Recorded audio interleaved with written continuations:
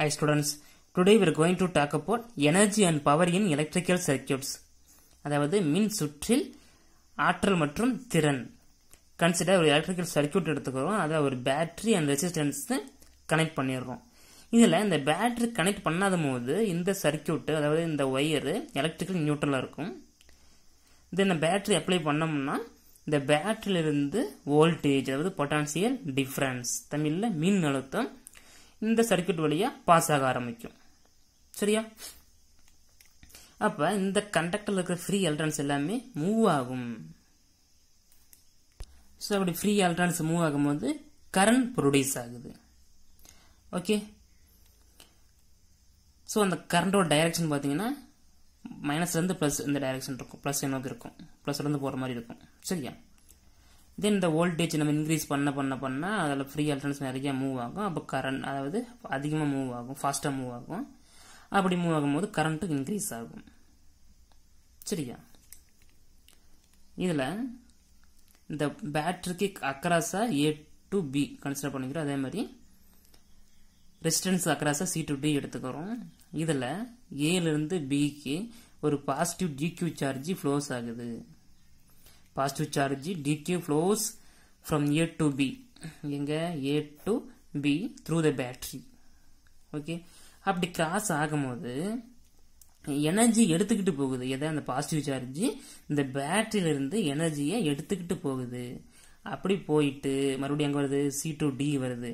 அப்ப இந்த resistance cross ஆகும்போது இந்த ரெசிஸ்டன்ஸ்ல இருக்கிற ஆட்டம்ஸால் கொலைட் ஆகுது. என்ன ஆகுது? கொலிஷன் நடக்குது.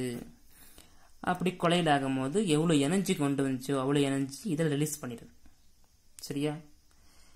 ரிலீஸ் பண்ணிட்டு மறுபடியும் பாருங்க இந்த an moves from point C to D through the resistor. அப்படி அதில் போயிட்டு ஆட்டம்ஸால் கொலைஷன் ஆகி அந்த எவ்வளோ எனர்ஜி கொண்டு வந்துச்சோ ரிலீஸ் பண்ணிட்டு மறுபடியும் பேக் டு பாயிண்ட் A மறுபடியும் ஏக்கு வருது. அப்படியே ஒரு சர்க்குலராக நடந்துக்கிட்டே இருக்குது.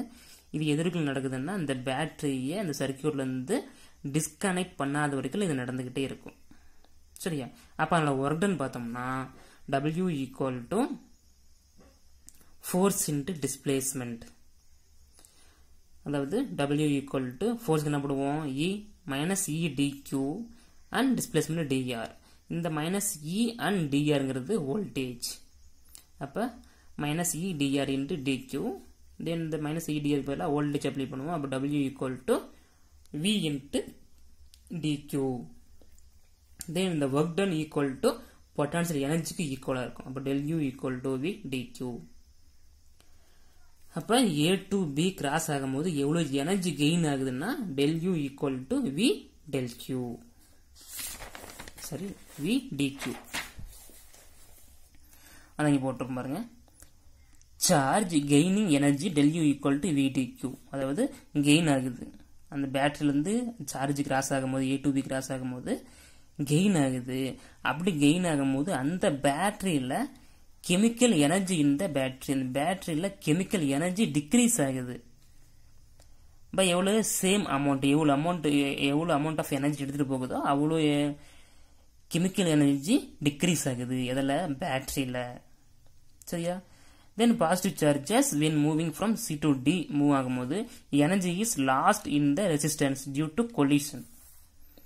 அந்த ரெசிஸ்டன்ஸ்ல இருக்கிற ஆட்டம்ஸ் ஆல் கொலிஷன் ஆகி எனர்ஜி ஆகுது, லாஸ் ஆகுது. மறுபடியும் again reaches the point A, மறுபடியும் ஏக்கு வருது. சரியா?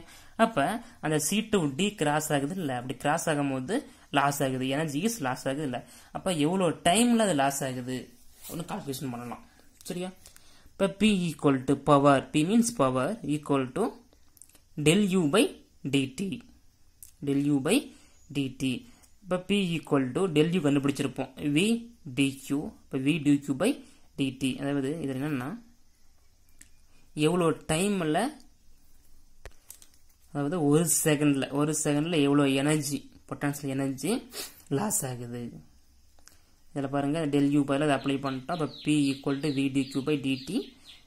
தென் V நம்ம தனியாக எடுத்துட்டோம்னா dq by dt. அதுதான் கரண்ட்.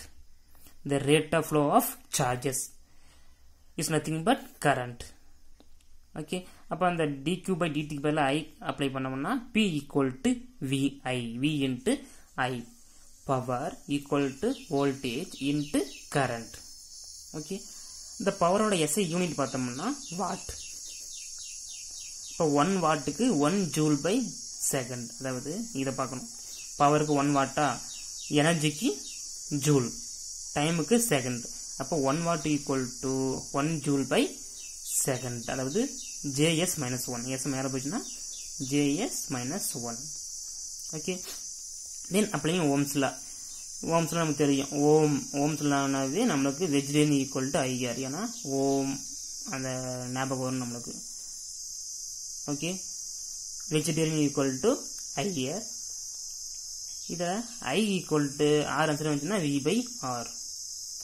இதில் பாருங்க, ஃபர்ஸ்ட் பவருக்கு, சரியா, பவருக்கு பி ஈக்குவல் டு விக்கு போல நம்ம ஐஆர் அப்ளை பண்ணோம்னா ஐஆர் இன்ட்டு ஐ வரும். ஐ இன்ட்டு ஐ, ஐ ஸ்கொயர் இன்ட்டு ஆர் வரும்.